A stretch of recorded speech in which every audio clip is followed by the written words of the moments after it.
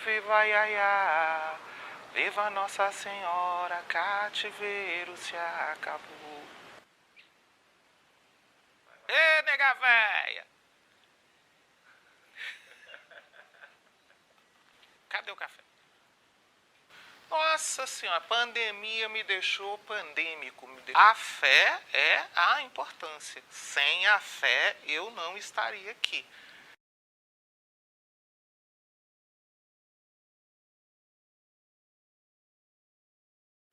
A Umbanda está na minha vida desde sempre, né? Eu fico pensando assim, quando eu me entendo por gente, a minha mãe conta a história que ela era frequentadora de um terreiro aqui na região leste, e lá tinha uma médium que recebia Tranca-Rua das Almas. E Tranca-Ruas avisou a ela que eu seria o primeiro filho dela e que eu vinha com uma missão, a missão de sacerdócio, a missão de ser dono de terreiro, pai de santo. E aí, quando eu me entendo por gente, a conversa era sempre essa, né? Que o Tranca-Ruas tinha avisado e tudo e tal. E eu pensava assim, meu Deus do céu, Tranca-Ruas, vai trancar minha rua? Né? Que nome é esse? Que história é essa?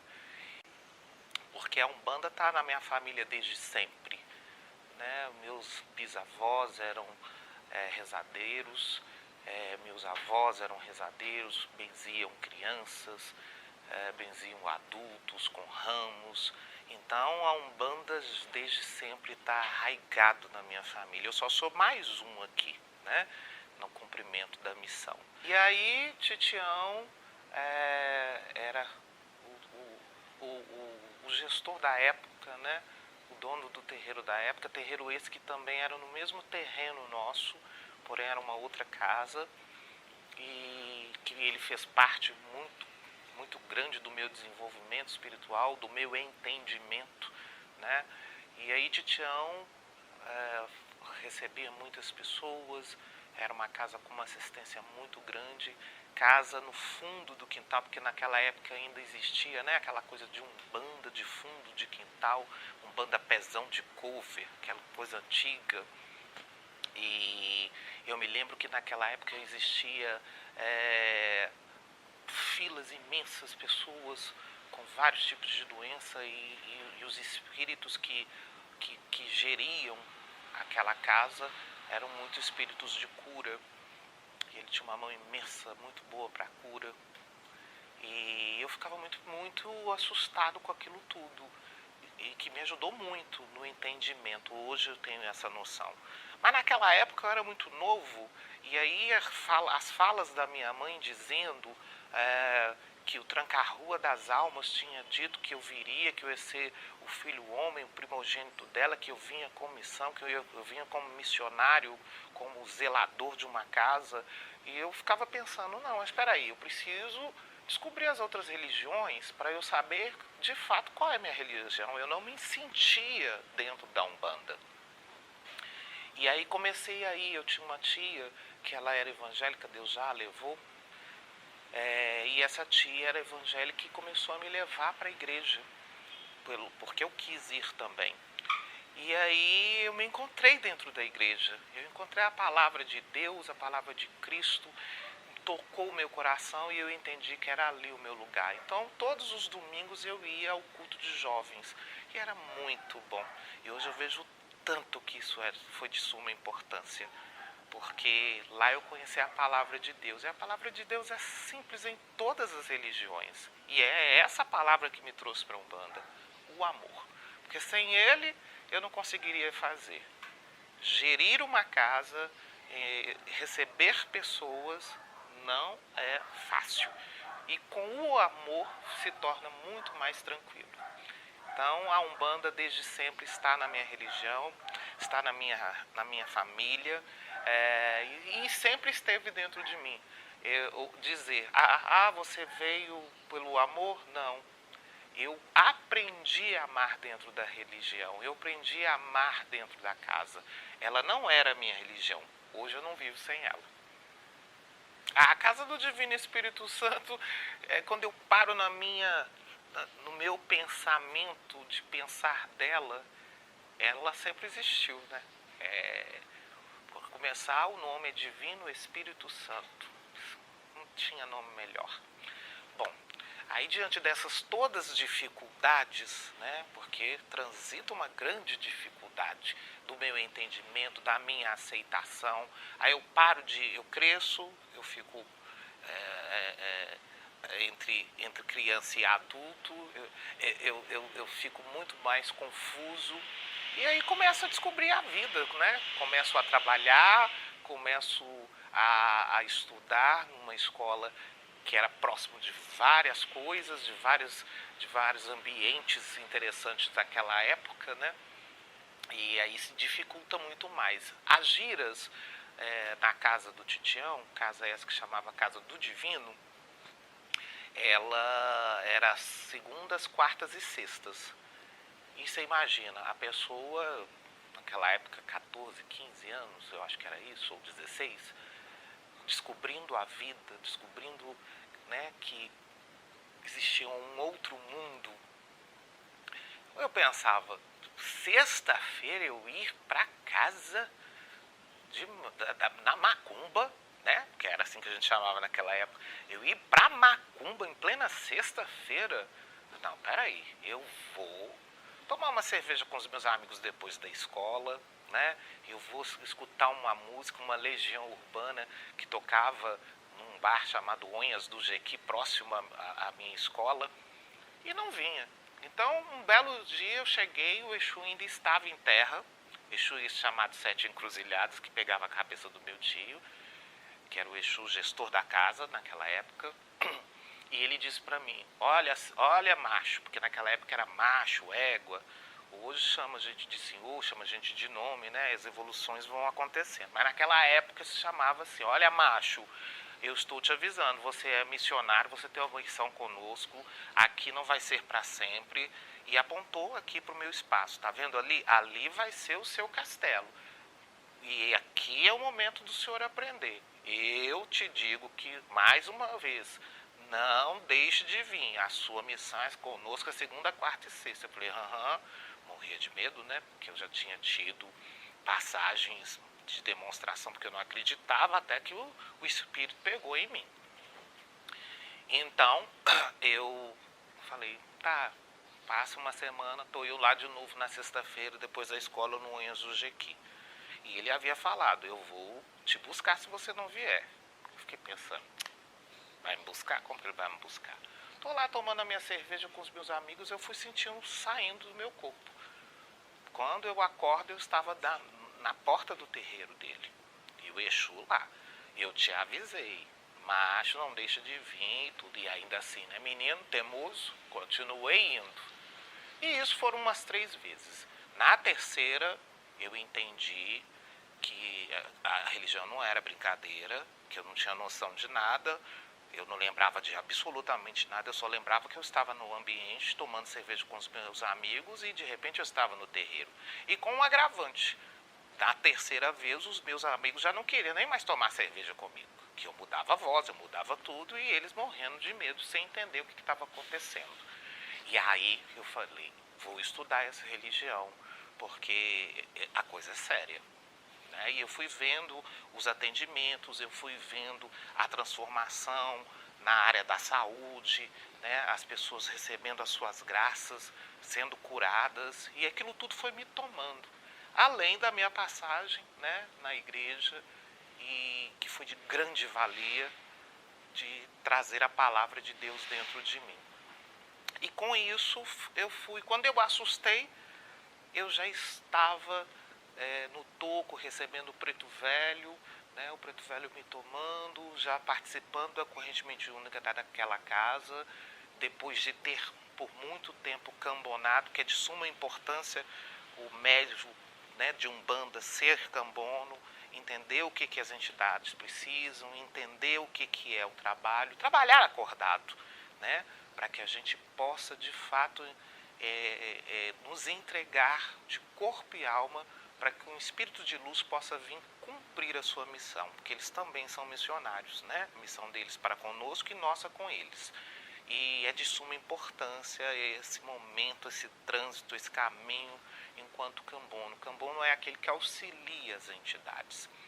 E aí, quando eu assustei, estava eu todo envolto aquilo tudo, amando aquilo tudo. Eu falei, mas como é que é isso? A religião me tomou, e tomou mesmo.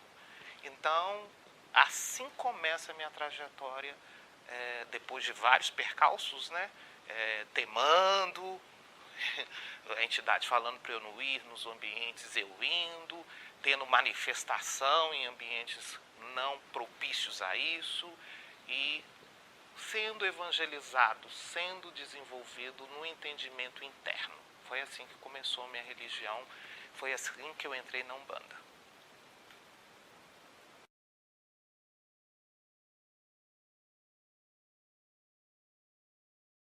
E depois da evangelização na casa do Titião, casa do Divino, e aí passa um tempo, infelizmente nós o perdemos, Deus o chamou, né?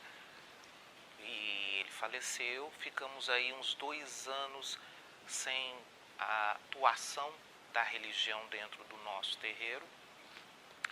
E ele falece e não nos dá o segmento, não nos dá a autorização, né? Não foi apontado, porque na Umbanda o espírito gestor daquele ambiente, ele aponta quem vai dar continuidade na ausência do dono do terreiro, do Pai de Santo, né?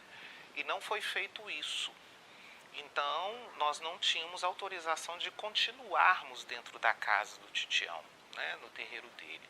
E ali a gente finda os processos com muita dor e ficamos aí 2 anos sem atuação, né, das incorporação, das giras, né, do trabalho de caridade. Até que o Pai Jerônimo das Almas, preto velho que pega o meu corpo, ele pede para que eu voltasse, né? Ele toma o meu corpo e pede para que nós voltássemos às giras e que essas giras fossem dentro da minha casa. E ali começou com amigos, né? Pessoas que já vinham no terreiro, que gostavam de consultar com aquelas entidades que me pegavam. E a gente começa ali com amigos dentro da minha casa, até que um belo dia, depois de alguns anos, eu assustei, tinham 72 pessoas dentro da minha casa.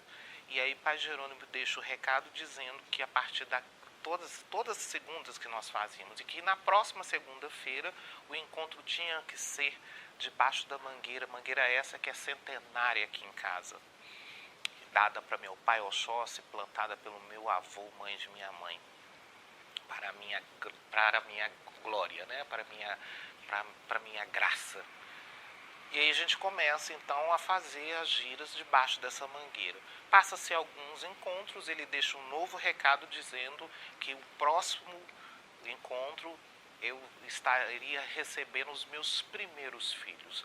E eu acordo, recebo essa notícia e falo, filho, como é que é isso? Se eu não consigo cuidar nem bem de mim, como que eu vou receber filho? Eu não entendia direito. Mas fomos, então fizemos mais uma vez e eu acordo do preto velho. Tinham 8 pessoas vestidas de branca me chamando de Pai Marcelo, que aquilo não entrava direito, o som do Pai Marcelo não entrava direito nos meus ouvidos. E assim começamos.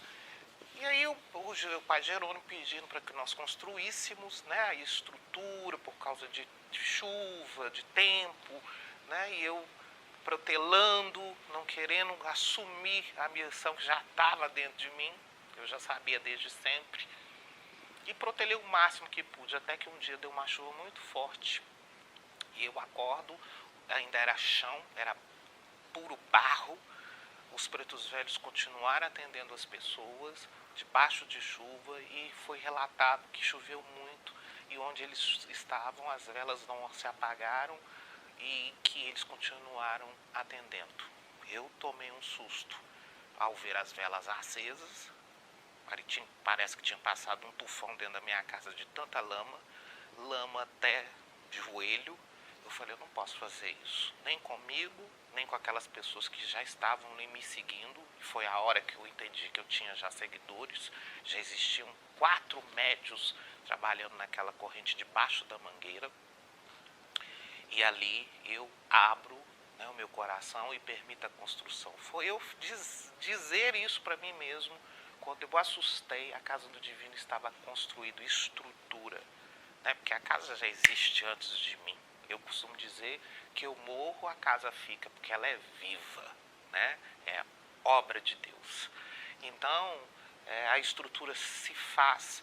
Quando eu assusto, ela estava pronta. E aí, quanto custou, pai Marcelo? Não saiu um centavo do meu bolso. Foi um junta-junta, e aí veio José Milton, que Deus também o levou, pai Joaquim, que já era o meu segundo preto velho, vindo, chamou ele de meu construtor, disse a ele que ele iria sonhar com o que ele precisava que construísse para ele. Ele sonha com a casa essa que eu também sonhava e nem contava para ninguém. Então ele desenha o que ele sonha e me traz esse desenho e eu tomo um susto. Falei, tá na hora de construir. E aí ele fez o movimento, porta que veio da igreja de Ouro Preto, as janelas que ele trouxe feitos de madeira que encontrava no meio das estradas quando ele estava viajando a trabalho. E foi um mutirão de uns bons 3 meses e a casa assim foi construída, pela obra e graça de nosso Senhor Jesus Cristo.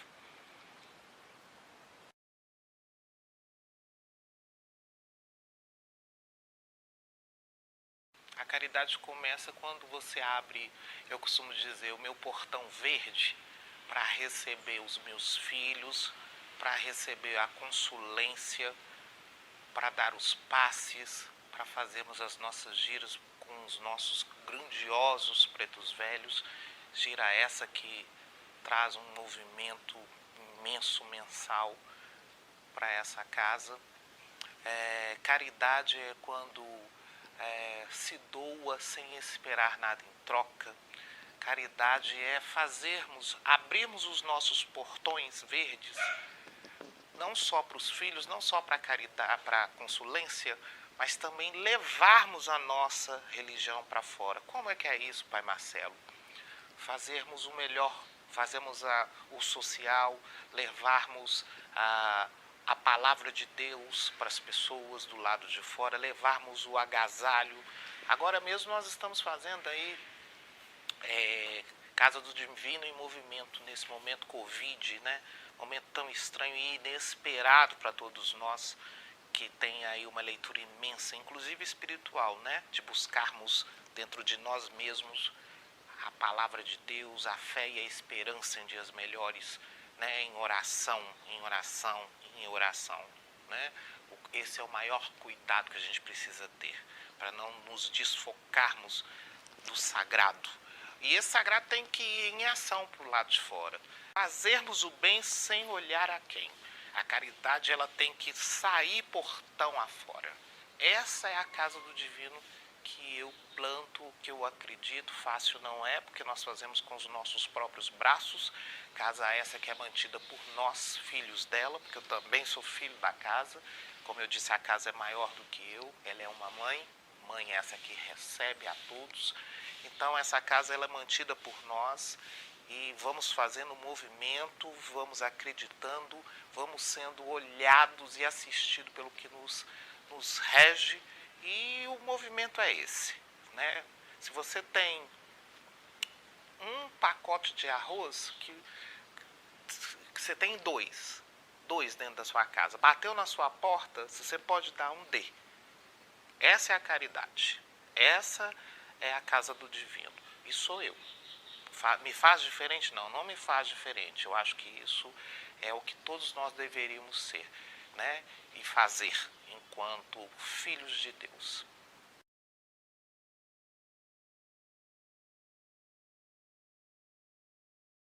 Nossa Senhora, a pandemia me deixou pandêmico, me deixou louco, me deixou desorientado, porque antes de ser zelador, antes de ser dono de terreiro, ou pai de santo, médium,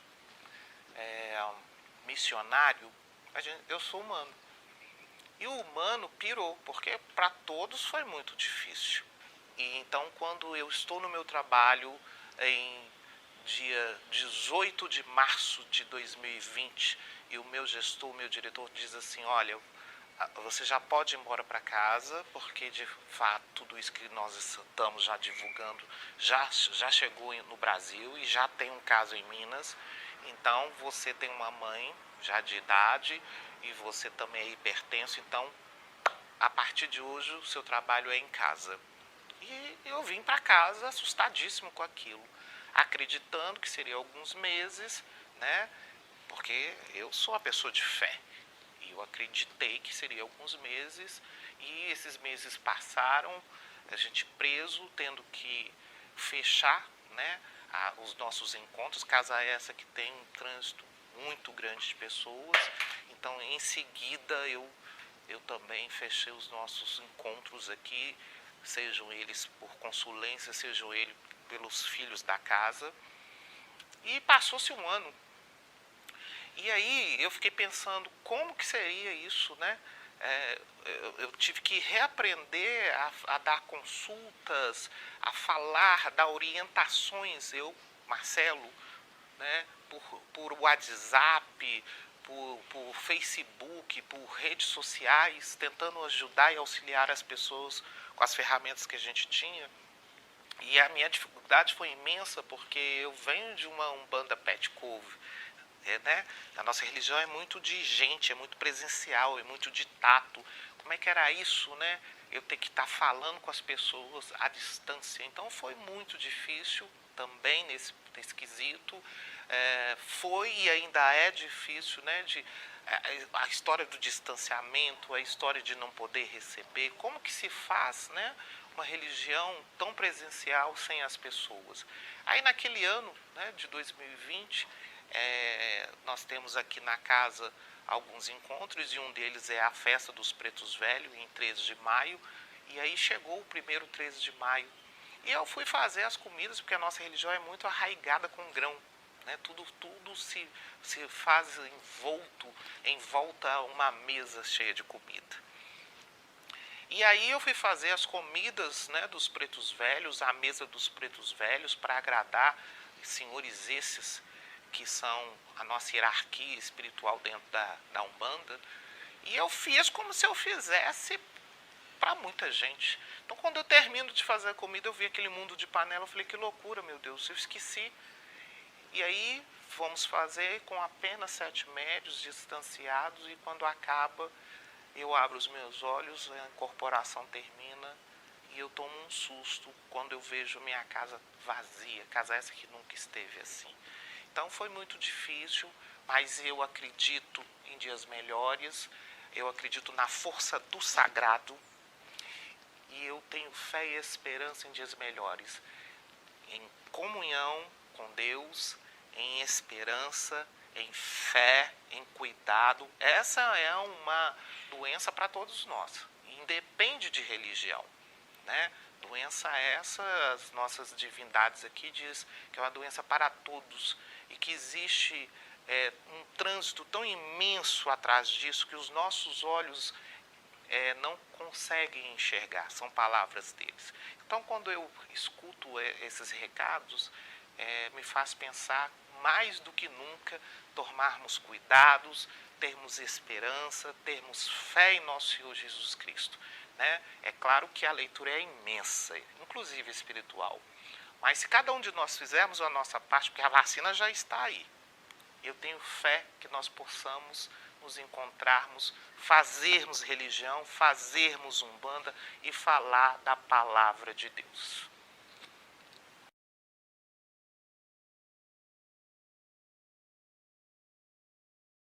A fé é a importância. Sem a fé eu não estaria aqui.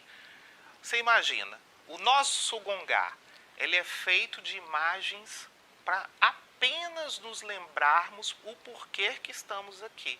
Porque orixá, divindades, é muito maior que isso. É apenas um lembrete, porque eu tenho que vir pelo sagrado. Sem fé eu não consigo. Eu não tenho fé na imagem, eu tenho fé no que ela representa. Sem fé nós não temos esperança. Sem esperança nós não temos o sopro da vida. A fé, ela tem que existir, com pandemia e sem pandemia. Eu gostaria de dizer que a oração é a chave do dia, o ferrolho da noite.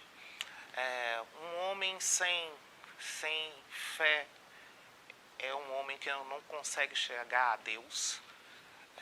Antes de tudo, indiferente de religião, eu preciso, enquanto ser humano, você, enquanto ser humano, acreditar na palavra de Deus, fazer o bem sem olhar a quem, menos julgamento, e precisamos repensar, fazer a reforma íntima de todo dia, orar, orar e orar, porque onde Deus passa, nada embaraça.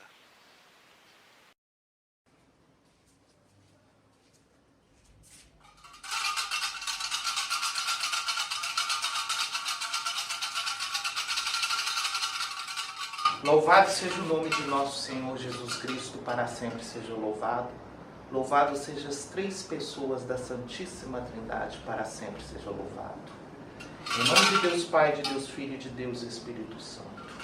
Que a oração da Casa do Divino chegue a cada um de vocês, trazendo paz, esperança, trazendo saúde, trazendo amor, trazendo ventos de boas notícias.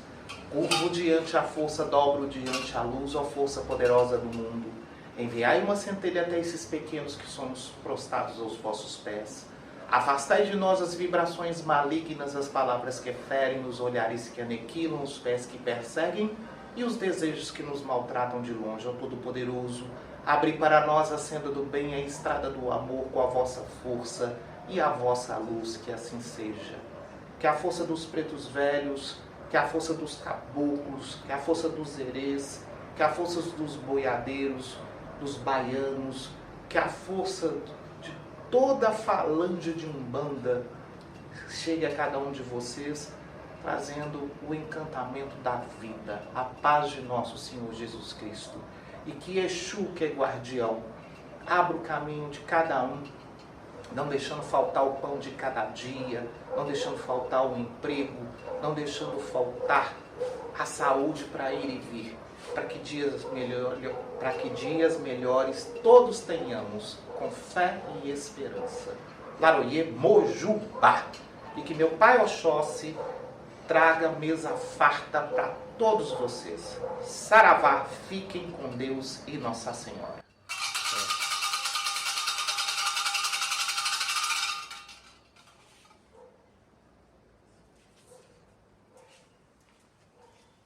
Santo Antônio é quem abre os caminhos, Santo Antônio é que abre o gongá. Segura minha canjira, meu Santo Antônio, não deixe o gongá virar. Segura minha canjira, meu Santo Antônio, não deixe o gongá virar. Ai, meu Santo Antônio, venha me ajudar. Ai, meu Santo Antônio, venha me ajudar na hora sagrada aqui neste gongá, na hora sagrada aqui nesse gongá. Santo Antônio é quem abre os caminhos, olha, Santo Antônio é quem abre o gongá. Santo Antônio é quem abre os caminhos, olha, Santo Antônio é quem abre o gongá. Segura minha canjira, meu Santo Antônio, não deixe o gongá virar. Segura minha canjira, meu Santo Antônio, não deixe o gongá virar.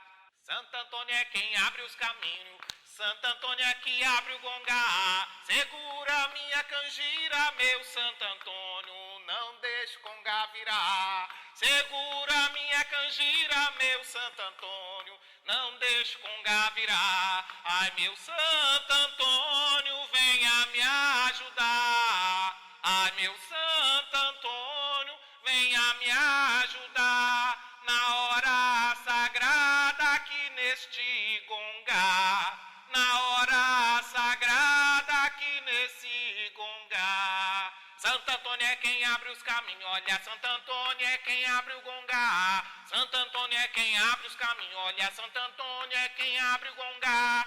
Segura minha canjira, meu Santo Antônio, não deixe o gongá virar. Segura minha canjira, meu Santo Antônio, não deixe o gongá virar.